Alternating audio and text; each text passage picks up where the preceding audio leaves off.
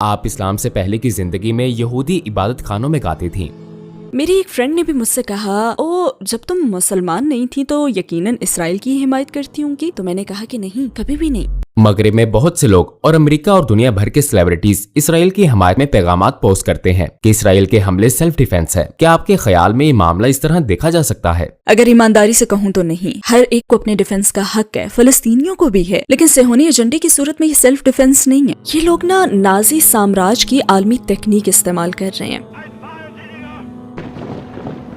ये डिफेंस नहीं है, ये कब्जा है, ये जुल्म है। ऐसे बहुत से किस्से हैं कि तारीखी तौर पर मुसलमान दुनिया की वो वाहिद कौम है जिन्होंने यहूदियों की उस वक्त हिमायत की और उन्हें पनाह दी जब हर जगह उन पर जुल्म किया जा रहा था। इस मौजू पर एक किताब भी है जिसमें लोगों की जानिब से यहूदियों को बचाने के मजीद किस्से हैं। उस्मानी सुल्तान का एक खत अभी तक मौजूद है जिसने इस्लामी स्पेन ईसाइयों के कब्जे में जाने और स्पेन के इक्तदार में आने के बाद यहूदियों को बुलाया था।